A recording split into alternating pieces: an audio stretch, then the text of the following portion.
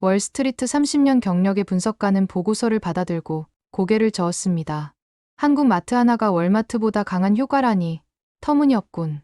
하지만 직접 발을 디딘 순간 그의 눈은 달라졌습니다.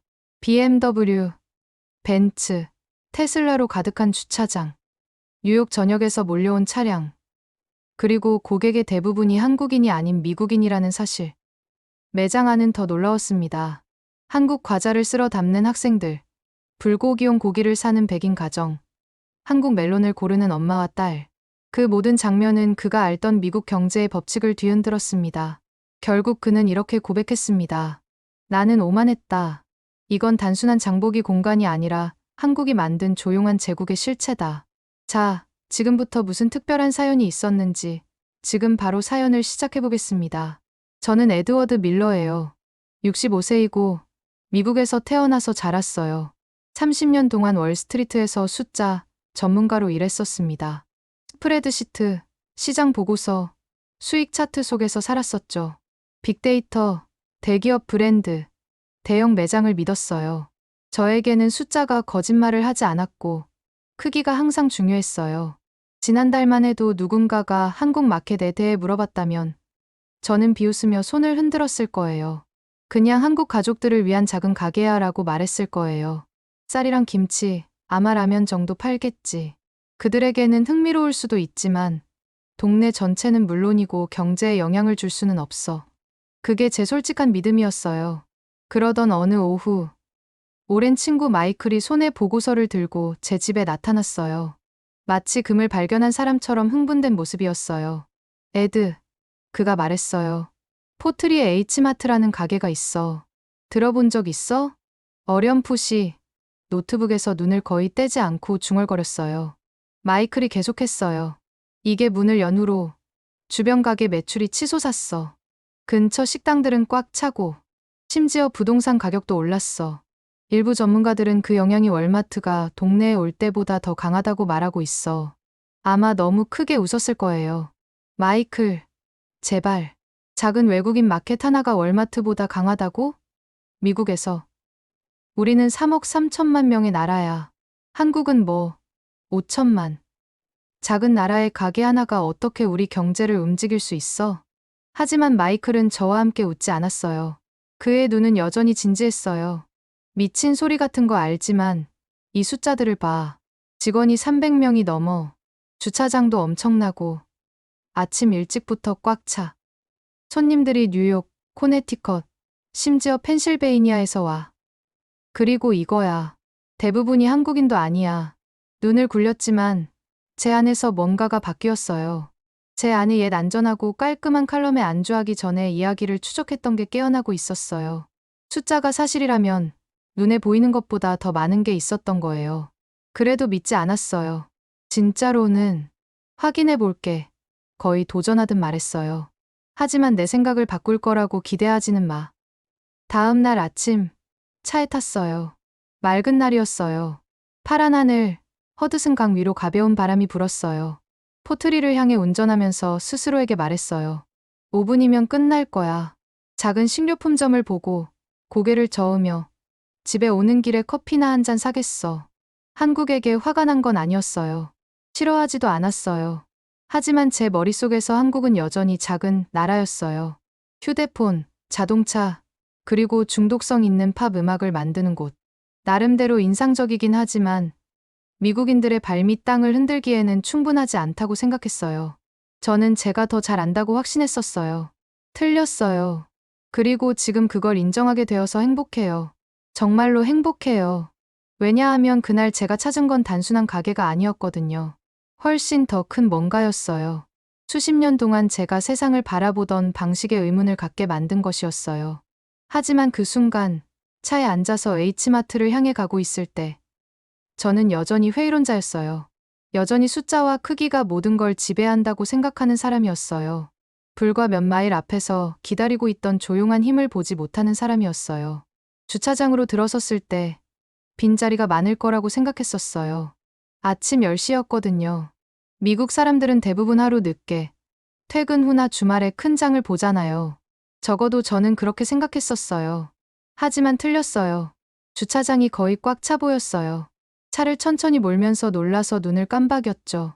줄줄이 늘어선 차들이 이미 주차되어 있었고, 저는 가장자리 끝쪽에서 자리를 찾기 위해 2번이나 돌아야 했어요. 잠시 엔진을 끄고 차 안에 앉아서 그냥 바라봤어요. 낡고 고장난 차들도 아니었어요. BMW, 테슬라, 벤츠, 렉서스 SUV들이 가지런히 줄을 서 있었죠. 가족들이 뒤에서 유모차를 내리고 있었어요. 커플들이 쇼핑카트를 밀면서 입구를 향해 걸어가고 있었어요. 사람들이 차분하지만 꾸준한 흐름으로 움직였어요. 마치 이게 전혀 이상한 일이 아닌 것처럼 말이에요. 앞으로 몸을 기울여서 번호판들을 봤어요. 일부는 뉴저지에서 온 거였는데 그건 이해할 만했어요. 하지만 다른 것들은 뉴욕, 코네티컷, 펜실베이니아, 그건 사람들이 여기서 장 보려고 1시간, 어쩌면 2시간을 운전해서 온다는 뜻이었어요. 누가 장 보러 그렇게 멀리 가나요? 제 머릿속에서 뭔가가 딸깍했어요. 생각했던 것보다 훨씬 큰 일이구나. 마침내 입구를 향해 걸어가면서 사람들을 더 자세히 보게 되었어요. 이건 단순히 한국 가족들이 자신들의 문화적인 가게에서 장 보는 모습이 아니었어요. 미국 그 자체의 완전한 혼합이었죠. 백인 가족들, 흑인 가족들, 히스패닉 가족들, 아시아 가족들 모두가 한 줄로 함께 움직이고 있었고, 카트가 포장도로를 가로지르며 덜컹거렸어요. 한쪽에 서서 핸드폰을 들고 화면을 바라보고 있는 대학생도 눈에 띄었어요. 제가 지나갈 때 그의 쇼핑 리스트를 봤는데요. 글씨가 영어가 아니었어요. 한국 글자, 한글이었어요. 뭐라고 쓰여 있는지는 몰랐지만 그가 한국어로 쓴 것을 본 순간 충격을 받았어요. 한국인이 아닌 학생이 왜 쇼핑 리스트를 한국어로 쓸까? 그날의 2번째 정신적 깨달음이었어요. 안으로 들어서자마자 다른 감각이 깨어났어요. 포말이에요. 강하고 신냄새가 저에게 몰려왔어요. 순간적으로 첫 반응은 인상을 찌푸리는 것이었어요. 날카롭고 다르고 식료품점에서 기대했던 냄새가 아니었거든요. 김치예요. 지나가던 남자가 친근한 미소를 지으며 말했어요. 제 표정을 읽었나 봐요. 그러자 제 찌푸린 표정이 사라졌어요. 저항하기를 멈추니까 그 냄새가 나쁘지 않았어요. 사실 그 밑에는 뭔가 따뜻한 것, 살아있는 것이 담겨 있었어요. 다른 사람들이 어떤 반응을 보이는지 빠르게 둘러봤어요. 하지만 아무도 놀라는 것 같지 않았어요. 쇼핑객들이 차분하게 카트를 밀고, 미소 짓고, 수다 떨고, 과일과 채소를 집어들었어요. 아이들이 부모 옷소매를 잡아당기며 간식을 달라고 했어요. 모두들 이게 세상에서 가장 당연한 일인 것처럼 행동했어요. 통로는 넓었고, 천장은 높았고, 조명은 밝았어요.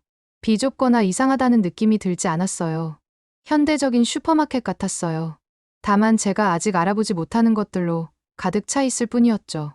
과일 코너로 갔어요. 밝은 색깔들이 그 공간을 가득 채웠어요. 노란 멜론, 반짝이는 사과, 긴 아시아배, 깔끔하게 포장된 감 패키지들. 과일을 정리하던 여자분이 친절한 미소와 함께 고개를 들었어요. 안녕하세요. 그녀가 말했어요. 저는 미경이에요. 도와드릴까요? 미국인들도 많이 여기서 장 봐요? 아직도 의심스러워서 물어봤어요. 그녀가 부드럽게 웃었어요. 전에도 그런 질문을 들어본 것 같았어요. 네, 물론이죠. 주말에는 손님 대부분이 한국인이 아니에요. 과일, 간식, 라면, 신선한 고기를 사러 와요. 새로운 것들을 시도하죠. 저희가 배우는 걸 도와드려요. 얘기하는 동안 근처에 있던 엄마와 어린 딸을 봤어요. 딸이 작은 노란 줄무늬 멜론을 가리키고 있었어요. 엄마, 이게 우리가 본 쇼에 나온 그 멜론이야? 엄마가 미소 지으며 고개를 끄덕였어요. 맞아. 얘야. 한국 멜론이라고 해. 먹어보자. 미경 씨가 그걸 보더니 저를 위해 작은 조각을 잘라줬어요. 내밀면서 말했어요. 맛보실래요? 망설이다가 고개를 끄덕였어요. 그 조각은 차갑고 아삭했어요. 달콤함이 저를 놀라게 했어요. 가볍고 상큼했어요. 제가 보통 사던 무겁고 설탕 같은 과일들과는 달랐죠. 한국에서는 그녀가 설명했어요. 사람들이 씨도 먹어요. 단맛이 대부분 거기에 있거든요. 가운데에서 반짝이는 씨들이 있는 조각을 내려다봤어요. 첫 번째 본능은 그걸 버리는 것이었어요. 씨는 피해야 하는 거잖아요. 그렇죠.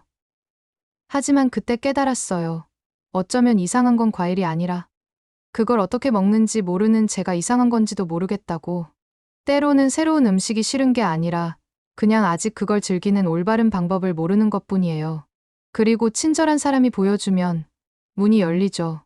멜론에 대해서뿐만 아니라 한국 자체에 대한 호기심의 불꽃을 느꼈어요. 다음으로 정육 코너로 향했어요. 유리 뒤에 익숙하면서도 동시에 낯선 고기 조각들이 줄지어 있었어요. 볶음 요리용 얇은 쇠고기 슬라이스들, 갈비라고 불리는 뭔가를 위해 깔끔하게 포장된 갈비, 심지어 국과 찌개용으로 깔끔하게 포장된 고기들도 있었어요. 앞치마를 입은 남자가 저를 반겼어요. 이름표에 성우라고 쓰여 있었어요. 이 고기는 어디서 가져오세요? 물어봤어요. 대부분 미국산 소고기예요. 그가 설명했어요. 하지만 한국식으로 여러 부위로 잘라요. 사람들이 이제 유튜브 레시피를 따라하니까 정확한 부위를 원해요. 신선함을 위해 진공 포장도 해요. 그가 얘기하는 동안 옆에 있던 중년 아버지가 미소 지었어요. 우리 아이들이 이제 한국식 갈비찜을 좋아해요. 스테이크 데이보다 싸고 솔직히 맛도 더 좋아요. 저는 그 자리에 서서 천천히 고개를 끄덕였어요. 수십 년 동안 저는 미국 슈퍼마켓이 기준을 세운다고 생각했었어요. 하지만 여기 제 앞에서 같은 소고기를 자르고 준비하는 다른 방식이 사람들의 마음을 사로잡고 있었어요. 이건 단순히 음식에 관한 것이 아니었어요. 관점에 관한 것이었죠. 바쁜 통로들을 마지막으로 한번 돌아봤어요. 모든 배경의 가족들, 화려한 간식을 가리키는 아이들, 미소 지으며 샘플을 내주는 직원들, 공기 중에 여전히 남아있는 김치 냄새. 저는 여전히 숫자 사람, 회의론자, 논리를 믿는 사람이라고 스스로에게 말했어요. 하지만 더 이상 자신에게 거짓말할 수는 없었어요. 제 오랜 생각들이 녹기 시작했어요. 마치 햇볕 아래 얼음처럼 말이에요. 그리고 그 모든 게 비어있을 거라고 생각했던 주차장에서 시작되었어요. 과자 코너에 발을 들여놓는 순간 사탕 색깔 꿈속으로 걸어 들어간 것 같았어요. 빨강, 노랑, 초록, 파란 과자 봉지들이 선반 끝까지 쭉 늘어서 있었어요. 통로가 마치 무지개가 폭발해서 수천 개의 작은 봉지로 변한 것 같았어요. 아이들이 웃으면서 카트에 과자를 던져 넣고 있었어요. 대학생들이 핸드폰을 들고 포즈를 취하며 매장에서 바로 과자 봉지를 뜯어가면서 짧은 동영상을 찍고 있었어요. 시끄럽고 즐겁고 정말 생생했어요. 저는 멈춰서 바라봤어요. 전문가처럼 뭔가를 분석하러 왔다는 걸 거의 잊을 뻔했죠. 그때 수연이라는 젊은 직원이 다가왔어요. 밝은 미소를 짓고 손에 클립보드를 들고 있었어요. 꽤 붐비죠. 그녀가 말했어요. 정말 그래요. 인정했어요. 여기서 뭐가 일어나고 있는 거예요? 사람들이 왜 이게 단순한 과자 이상인 것처럼 행동하는 거죠? 그녀가 웃었어요. 왜냐하면 정말로 과자 이상이거든요. 소셜미디어가 모든 걸 바꿔놓았어요. 학생들이 새우깡이나 허니버터칩을 먹어보는 동영상을 올려요. 그러면 갑자기 모두가 그걸 원해요. 산불처럼 퍼져나가죠. 눈썹을 치켜 올렸어요. 이 모든 게 과자 한 봉지 때문에요? 그녀가 고개를 끄덕였어요. 네. 재미있는 동영상 하나가 매출을 폭발시킬 수 있어요. 그런 식으로 이런 과자들이 트렌드가 된 거예요. 마치 그녀의 말을 증명하려는 듯 한 대학생이 한국 과자로 거의 넘칠 듯한 카트를 끌고 왔어요. 이름은 레이첼이었고 에너지가 넘쳤어요. 정말 재미있어요. 앞면에 만화 새우가 그려진 봉지를 들어 보이며 말했어요. 귀엽고 너무 달지도 않고 맛이 미국 과자와 완전히 달라요. 틱톡 챌린지 때문에 시작했는데 이제는 K-드라마도 보고 한글도 조금씩 배우고 있어요. 미소를 짓지 않을 수 없었어요. 저는 수십 년 동안 글로벌 무역과 경제 전략에 대한 진지한 보고서를 써왔었어요. 그런데 여기 대학생 한 명이 과자 한 봉지가 어떻게 문화적 다리가 되었는지 설명해주고 있었어요. 논쟁도 없고 연설도 없고 그냥 바삭하고 즐거운 한국과 미국 사이의 연결고리였어요. 거기서부터 라면 벽을 향해 걸어갔어요. 벽이라고 부르는 이유는 정말 그렇게 보였기 때문이에요. 제 머리보다 높고 한 번에 눈으로 다 볼 수 없을 정도로 긴 거대한 라면 벽. 포장지 색깔들이 대담했어요. 타오르는 빨강, 시원한 파랑, 어두운 검정, 밝은 주황. 각 봉지마다 다른 맛을 약속했어요. 매운 라면, 해물 라면, 짜장 라면, 치즈 라면, 김치 라면. 미술관 앞에 서 있는 것 같았어요. 다만 예술 작품이 음식이었을 뿐이죠. 바라보고 있는데 젊은 남자가 빨간 봉지 여러 개를 집어서 바구니에 던져 넣었어요. 이름은 호세였고 제가 물어봤을 때 웃었어요. 이건 불달볶음면이에요. 자랑스럽게 말했어요. 엄청 매워요. 친구들과 저는 이걸로 챌린지를 해요. 동영상으로 찍는데 누가 먼저 물을 마시면 지는 거예요. 기숙사에서 라면 데이도 해요. 모두가 다른 한국 맛을 가져와서 나눠 먹어요. 너무 맵지 않아요? 눈썹을 치켜올리며 물어봤어요. 맞아요. 씩 웃으며 말했어요. 하지만 그게 재미있어요. 그와 함께 웃었어요. 그리고 뭔가가 기억났어요. 제가 어렸을 때 미국 즉석라면은 두 가지 지루한 맛뿐이었어요. 치킨 아니면 비프. 그게 전부였죠. 여기서는 선택 자체가 포인트였어요. 한국은 라면 하나만 가져온 게 아니었어요. 수십 가지를 가져왔고 각각 자신만의 이야기, 자신만의 맛, 자신만의 도전이 있었어요. 우리의 작은 미국식 틀에 맞추려고 하지 않았어요. 완전히 새로운 상자들이 가득한 선반을 가져온 거였어요. 다음으로 뷰티 코너에 서 있게 되었어요. 스킨케어 제품에는 별로 관심을 기울인 적이 없었는데 이 코너 주변의 사람들이 저를 놀라게 했어요. 젊은 여성들이 손등에 크림을 발라보고 있었어요. 남성 몇 명도 로션을 시도해보고 있었고요. 영이라는 직원이 저를 위해 진열대를 설명해줬어요. 매끄러운 선크림 병을 가리켰어요. 이거는, 설명했어요. 미국에서 단순한 화장품이 아니라 의약품으로 취급돼요. 그건 아주 엄격한 규칙을 따라야 한다는 뜻이지만 특정 관세도 피할 수 있어요. 인상을 찌푸렸어요. 선크림이 의약품이라고요? 고개를 끄덕였어요. 네. 성분이 더 강하고 자외선 차단에 더 안전해요. 손님들이 좋아해요. 피부에는 부드럽고 보호 효과는 강하거든요. 그때 근처에 있던 여자분이 끼어들었어요. 기존 브랜드에서 갈아탔어요. 이게 더 가볍게 느껴지고 효과도 더 좋아요. 병을 들고 작은 글씨를 읽어봤어요. 공식 미국 라벨링을 봤을 때 눈이 커졌어요. 이건 시장에 몰래 들어온 싸구려 수입품이 아니었어요. 이건 신중하고 영리한 계획이었어요. 한국이 그냥 제품을 해외로 던져 넣은 게 아니었어요. 한국은 규칙을 연구하고 틈새를 찾고 미국 소비자들과 신뢰를 쌓았던 거예요. 그 후에 달걀 코너로 다시 돌아갔어요. 작년에 미국 달걀 가격이 미쳐버렸을 때의 뉴스를 기억했어요. 선반이 비어 있었고 가족들이 패닉 상태였었죠. 저는 그것에 대한 기사를 썼었는데 그때는 전체 이야기를 몰랐어요. 이제는 알았어요. 앞서 만났던 정육점 직원 성우 씨가 그 위기 동안 한국이 미국에 수백만 개의 달걀을 보냈다고 말해줬어요. FDA 승인을 미리 받아놨어요. 그가 말했어요. 그래서 부족 사태가 일어났을 때 준비가 되어 있었던 거죠. 한국이 미리 준비했기 때문에 미국인들이 달걀을 얻을 수 있었어요. 가만히 서 있었는데 심장이 더 빨리 뛰었어요. 얼마 전까지만 해도 저는 미국이 다른 나라들을 도와준다고 말했을 거예요. 그게 제가 항상 믿어왔던 이야기였어요. 하지만 여기 그 반대의 증거가 있었어요. 한국이 조용히, 빠르고, 체계적이고, 효과적으로 개입했던 거예요. 그리고 대부분의 미국인들은 알지도 못했어요. 그게 중요하게 느껴졌어요. 겸손해지는 기분이었어요. 마지막으로 매장 매니저 준호 씨를 만났어요. 차분하고 따뜻한 미소를 가진 분이었어요. 놀라운 얘기를 해주셨어요. 동부 H마트와 서부 H마트는 형제 두 명이 운영해요. 같은 이름을 쓰지만 스타일은 달라요. 조금은 경쟁하지만 아이디어도 공유해요. 그래서 더 빠르고 창의적이 되죠. 웃었어요. 경쟁과 팀워크를 동시에 해요? 네. 그가 말했어요. 그게 한국식이에요. 가족이 먼저지만 항상 발전하려고 해요. 화려하지 않고 실용적이라는 생각이 들었어요. 현대적인 사업을 운영하는 가족적인 방식이었죠. 출구를 향해 걸어가면서 모든 것을 하나로 묶어주는 또 다른 것을 발견했어요. 직원들이 단순히 물건을 파는 게 아니었어요. 가르치고 있었어요.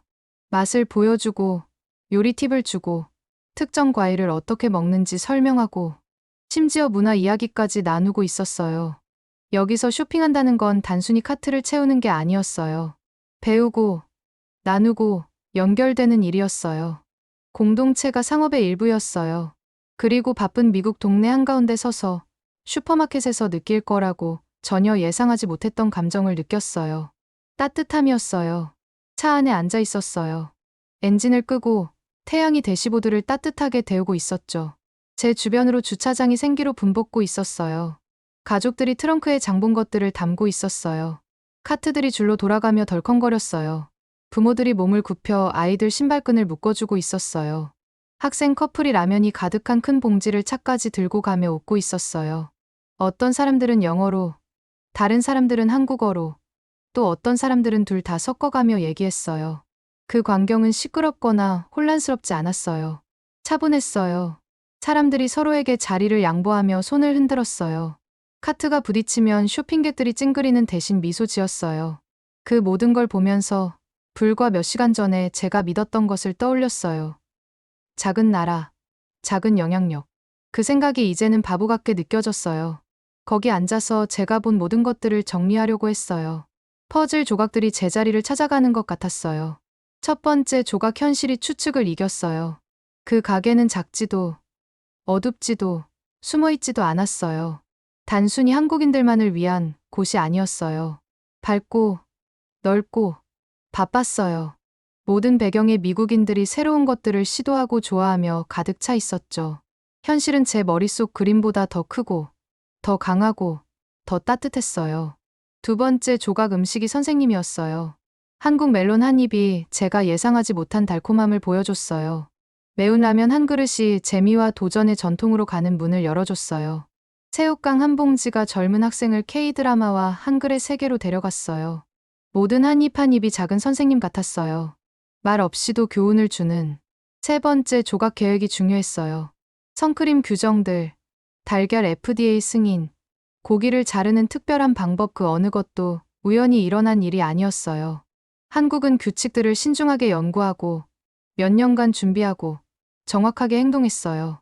이건 운이 아니었어요. 인내와 섞인 전략이었어요. 네 번째 조각 소프트 파워는 진짜예요. 아무도 여기서 장보라고 강요하지 않았어요. 어떤 정부도 명령하지 않았어요. 시끄러운 광고, 캠페인이 요구하지도 않았어요. 사람들이 선택해서 왔어요. 맛, 품질, 재미, 그리고 그 모든 것 뒤에 있는 친절함을 좋아했기 때문에 그것도 힘이었어요. 조용한 힘. 그리고 가장 어려운 조각이 왔어요. 저 자신. 저는 한국을 반대하지 않았다는 걸 깨달았어요. 증오하지도 않았어요. 저는 그냥 생각에서 게을렀어요. 살아 숨쉬는 문화를 작은 상자에 넣어버렸던 거예요. 작은 나라, 미미한 영향력이라고 라벨이 붙은 상자에 H마트를 방문한 것이 그 상자를 부숴버렸어요. 그리고 그것이 부서진 방식은 거칠지 않았어요. 저와 논쟁하지도 않았어요. 당신이 틀렸어요. 라고 소리치지도 않았어요. 그냥 보여줬을 뿐이에요. 과일 샘플 하나, 과자 한 봉지, 직원의 미소, 아이들이 갈비를 좋아한다고 설명하는 아버지. 그걸로 충분했어요. 집에 돌아와서 노트북을 열었어요. 어두운 거실에서 화면이 빛났어요. 손가락이 키보드 위에서 머뭇거렸어요. 몇 년 만에 처음으로 천천히, 신중하게 타이핑했어요. 모든 단어가 의미를 담아야 하는 것처럼. 어떤 독자라도 제가 본 것을 이해할 수 있기를 원했어요. 오늘 한국 마켓을 방문해서 음식 이상의 것을 찾았습니다라고 썼어요. 문화가 쇼핑카트를 타고 여행할 수 있다는 증거를 찾았어요. 소위 작은 나라라고 불리는 곳이 크고 부드러운 파도를 만들 수 있다는 걸 찾았어요. 배움이 달콤한 멜론과 따뜻한 국 마실 수 있다는 걸 찾았어요. 이웃이 이웃을 가르칠 수 있다는 걸. 한 번에 한 샘플 컵씩 찾았어요. 뒤로 기대며 숨을 내쉬었어요. 그리고 마이크를 생각했어요. 그는 처음부터 옳았었어요. 짧은 메시지를 보냈어요. 내가 이겼어. H마트는 단순한 가게가 아니야. 달이야. 끝내기 전에 칼럼의 마지막 단락을 하나 더 추가했어요. 한국은 시끄러운 연설이나 강한 힘으로 우리 동네를 바꾸지 않았습니다. 친절함과 배려, 그리고 좋은 맛으로 해냈어요. 그게 진짜 힘이에요. 그게 우리 모두에게 주는 교훈이에요. 전송 버튼을 눌렀어요. 기사가 세상으로 나갔어요. 다음 주말에 H마트로 다시 갔어요. 하지만 이번에는 혼자 가지 않았어요. 손주들을 데려갔어요. 함께 통로를 걸었어요. 아이들이 화려한 과자들을 가리키며 먹어보고 싶다고 졸랐어요. 허락해줬어요. 함께 불고기를 맛봤어요. 육즙이 많고 달고 고소했어요. 한국 멜론을 골라서 씨도 먹어야 한다는 걸 기억했어요. 허니버터칩을 사면서 학교 친구들과 나눠 먹겠다고 약속했어요. 손자가 제 소매를 잡아당겼어요. 할아버지, 우리도 라면 데이 할 수 있어요? 할아버지가 얘기했던 그 사람처럼 친구들과 불닭볶음면 먹는 그 사람? 웃음이 나왔어요. 호세 말이구나. 그래. 할 수 있어. 다음 금요일에 하자. 계산대를 향해 카트를 밀고 가는데 손녀가 큰 눈으로 저를 올려다봤어요. 할아버지, 한국이 멀어요? 물어봤어요. 잠시 멈췄어요. 비행기, 지도, 바다를 생각했어요. 하지만 그 다음에는 우리 카트 안에 멜론, 우리 봉지 안에 과자, 알지도 못하는 저를 그들의 세계로 환영해준 사람들의 친절함을 생각했어요. 예전만큼 멀지 않아. 말해줬어요. 때로는 한국이 좋은 가게 하나만큼 가까이 있어. 손녀가 미소 지었고, 저도 미소 지었어요. 주차장으로 걸어 나왔어요. 하지만 더 이상 붐비는 것 같지 않았어요. 친근한 동네 같았어요. 우리 동네, 한국의 조용한 힘으로 조금 더 커지고, 조금 더 친절해지고, 훨씬 더 맛있어진. 그리고 몇 년 만에 처음으로 저는 단순히 머릿속에 숫자만 가진 사람이 아니었어요. 새로운 시선을 가진 사람이었어요. 오늘의 사연은 여기까지입니다. 앞으로도 감동적인 이야기로 찾아올게요. 구독과 좋아요, 알림 설정 꼭 부탁드립니다. 다음 이야기도 많이 기대해 주세요. 오늘도 시청해 주셔서 감사합니다.